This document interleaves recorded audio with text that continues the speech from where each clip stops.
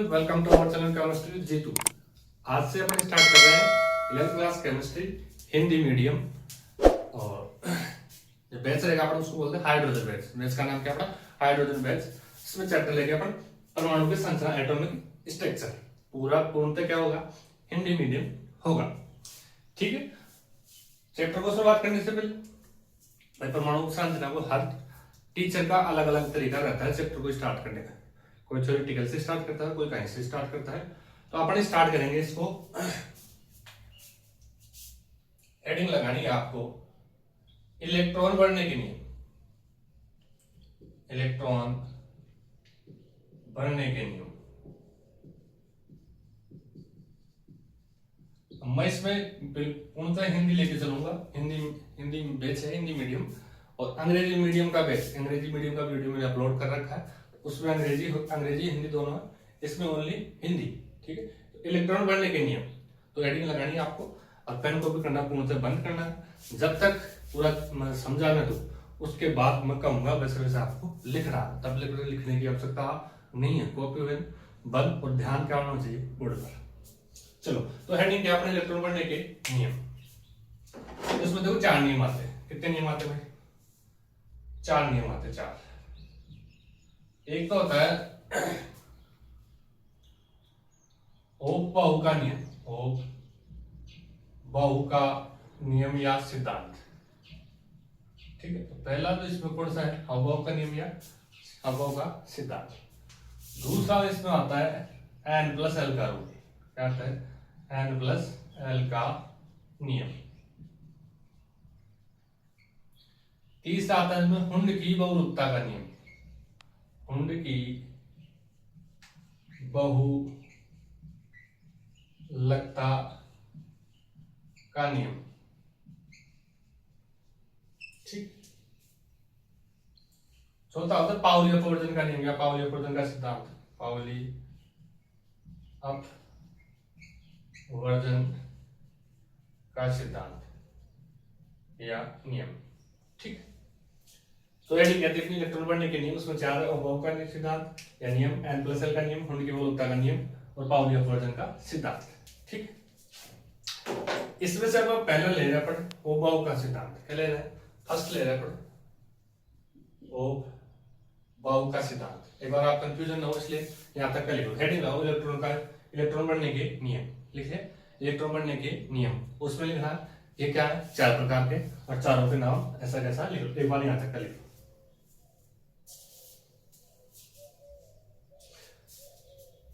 यहां तक कंप्लीट कर लिया। और उसके बाद दोबारा लगाओ फर्स्ट ओप-बाहु का सिद्धांत या ओप-बाहु का नियम। फर्स्ट लगा लो।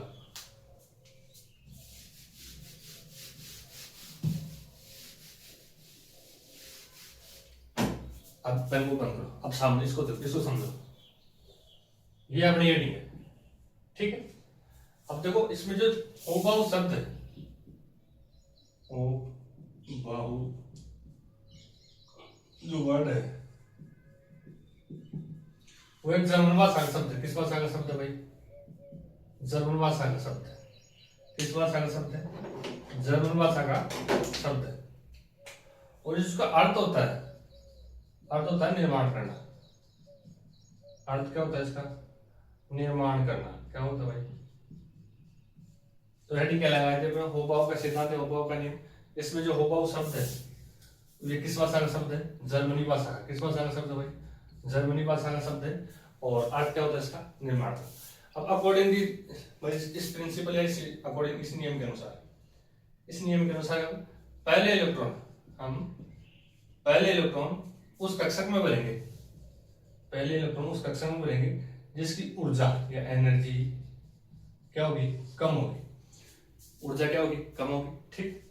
और उसके बाद उस कक्षक में भरेंगे जिसकी ऊर्जा क्या होगी? ज्यादा। जिसकी ऊर्जा क्या होगी? ज्यादा। तीर का निशान मैंने नीचे बनाया, इसका मतलब कम एनर्जी क्या है? कम। और ऊपर बनाया तो एनर्जी क्या है? ज्यादा। मतलब इस नियम के अनुसार उस कक्षक में इलेक्ट्रॉन भरेंगे हम पहले जिस कक्षक की एनर्जी क्या होती? कम होती है। अब दिमाग में प्रश्न ये आ रहा होगा किस कक्षक की एनर्जी कम है और किस कक्षक की एनर्जी ज्यादा। तो इसके लिए अपन क्या बनाएंगे? चार्ट डायग्राम बनाएंगे।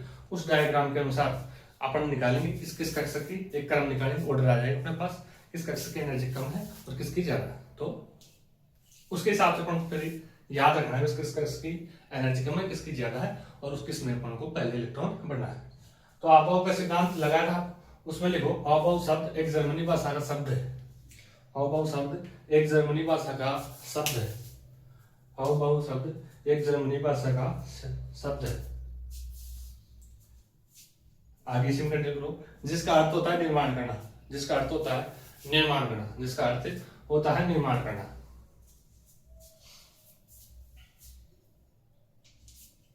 एक लाइन छोड़ के लिखो। इस सिद्धांत के अनुसार, अकॉर्डिंग दिस रूल या अकॉर्डिंग दिस प्रिंसिपल, इस सिद्धांत के अनुसार, अगर इंग्लिश मीडियम में देखना तो दूसरा आपको प्लेलिस्ट में मिल जाएगा। इस सिद्धांत के अनुसार हम पहले उस कक्षक में इलेक्ट्रॉन बढ़ते हैं, हम पहले उस कक्षक में इलेक्ट्रॉन बढ़ते हैं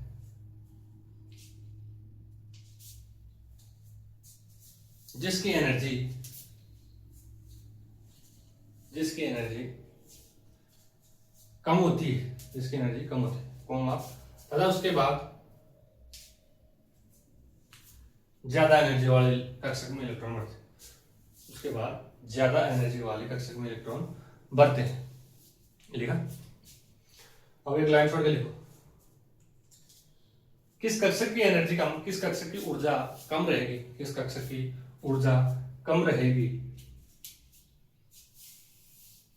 इसका हम एक ऑर्डर, एक क्रम निकालते हैं जो कि निम्न है, जो कि निम्न है। अब पेन को बंद कर दो, सामने देखो।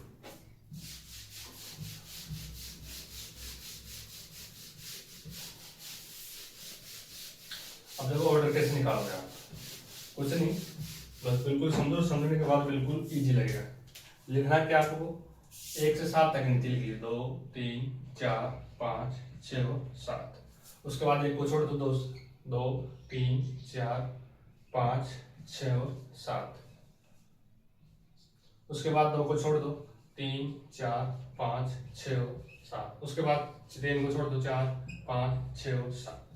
मतलब अभी तक क्या लिखा है अपन, 1 से 7 तक गिनती, 2 से 7, 3 से 7 और 4 से 7। ऊपर लिखना है इसके SPDF। अब ये SPDF क्या है, ये आपके दिमाग का क्वेश्चन है, इसको मैं आगे बताऊंगा कि ये है क्या। अब S वालों के नीचे सभी में S लगा दो, S S S S S S। P के वाले में सभी में P P P P P और P। D वालों में D D D D और D। F वालों में F F F और F। ठीक। अब इनकी क्या बनाना है, को राउंड बनाना है, सभी में गोला बना दो।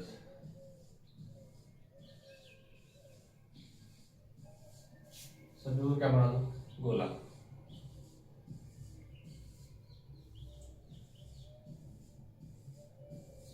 राउंड बनाने के बाद अपन को क्या करना है, तिरछा काटना है। क्या करना है, तिरछा काटेगा, इनको तिरछा काटना है। जो पहले कट जाएगा उसकी एनर्जी कम है, जो बाद में आएगा बाद में कटेगा उसकी एनर्जी क्या है, ज्यादा। जो पहले कट गया, अब उसको जो पहले कटेगा उसको एक को उठाकर अपने क्या बना लेंगे, ऑर्डर बना लेंगे, क्रम बना लेंगे, उससे हमको पता लग जाएगा किस किस की एनर्जी कम है, उसके हिसाब से अपने इलेक्ट्रॉन भरेंगे।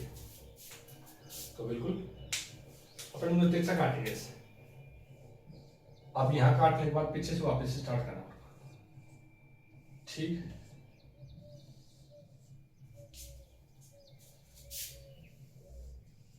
कट गए। अब जो कटका उसको पहले लिखो, पहले कौन कटा, 1s। पहले कौन कटा, 1s, उसके बाद 2s, उसके बाद 2p, उसके बाद 3s, उसके बाद 3p, 3p के बाद 4s, 4s के बाद 3d। अब इनके ऊपर मैं एक वो लगा रहा था, 1s2 2s2 2p6 3s2 3p6 4s2 और 3d10। अब आपके दिमाग में दो क्वेश्चन है, एक तो SPDF क्या है और एक 2 2 6 2 10 ये क्या लगाया है, तो ये मैं अभी बताऊंगा। पहले तो आपने जो लिखा उसके नीचे ये चार्ट बनाओ, ये चार्ट बनाओ, ये चार्ट बना के उसके नीचे ये क्रम लिखो। ये कक्षकों की ऊर्जा का बढ़ता हुआ क्रम है, कक्षकों की ऊर्जा का बढ़ता हुआ क्रम जो अपन को याद रखना है। ये बनाओगे, इसके नीचे ये बनाना, ये अपन को तोते की तरह याद रखना है। 1:2, 2:2, P6, 3:3, P6, 4:3, D10। ये तो अपन को समझने के लिए भाई ये क्रम अपन ने कैसे निकाला, ठीक है। अब ये याद करना, इसको बारी बारी से बस एक बार समझना, उसके बाद दोबारा नहीं, ठीक है। तो याद अपन को ये रखना। छाप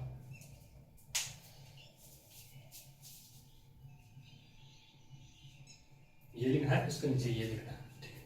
दो चीज भाई, ये स्टेप फर्स्ट स्टेप है, ये तो फर्स्ट स्टेप है, ये सेकंड। समझोगे कैसे करना, ठीक है। अब चलो, अब जो तो आपके दिमाग का पेन को बंद करो।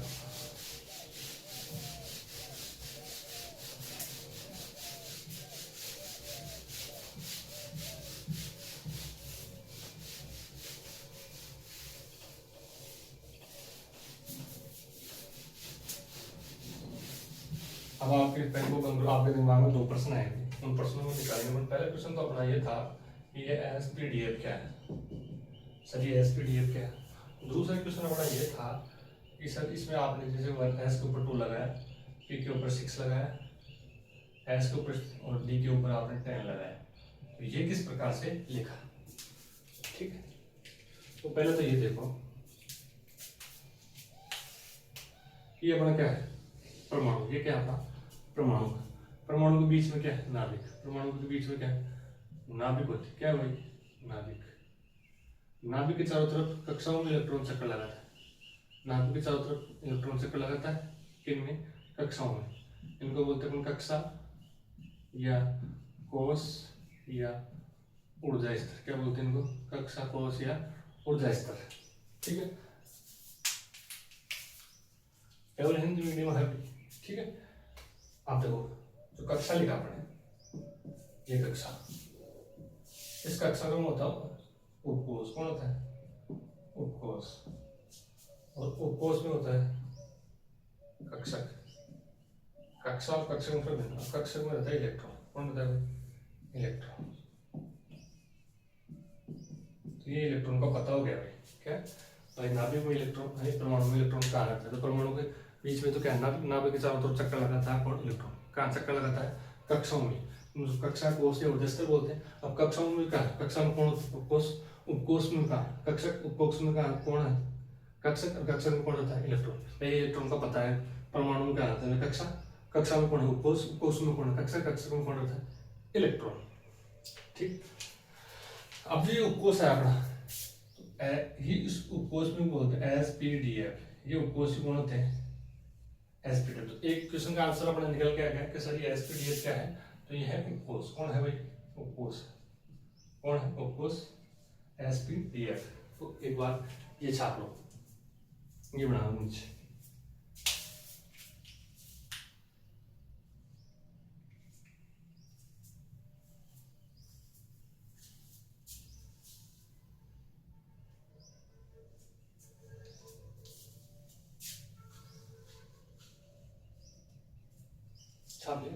Question complete. अब दूसरा अपन को एक बार एस के ऊपर 2 पे लगाया, पी के ऊपर 6 कैसे लगाया, 10 कैसे लगाया, इसको देखते हैं।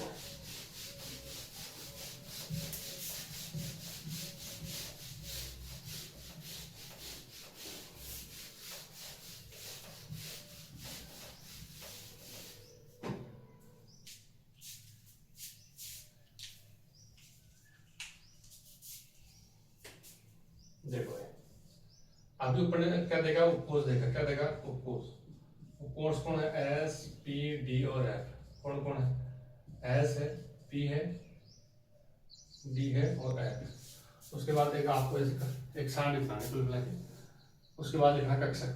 क्या लिखोगे, कक्षक। कक्षक के बाद में कौन था, इलेक्ट्रॉन। इलेक्ट्रॉन कौन था, इलेक्ट्रॉन। तो देखो भाई,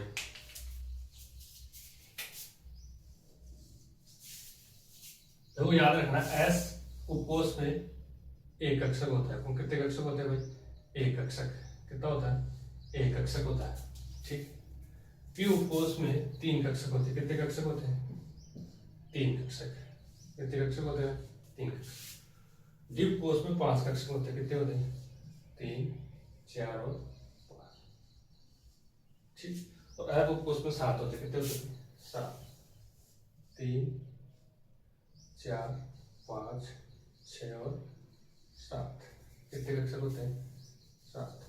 अब एक कक्षक मतलब एक रूम मान लेना, एक रूम में 2 ही व्यक्ति रह सकते हैं। ये नियम है, एक व्यक्ति में 2 एक रूम में 2 ही व्यक्ति रह सकते हैं। व्यक्ति का मतलब 2 इलेक्ट्रॉनों से है, मतलब एक कक्षक में 2 इलेक्ट्रॉन। तो यहाँ एक रूम में तो मतलब इसमें कितने इलेक्ट्रॉन हो जाएंगे?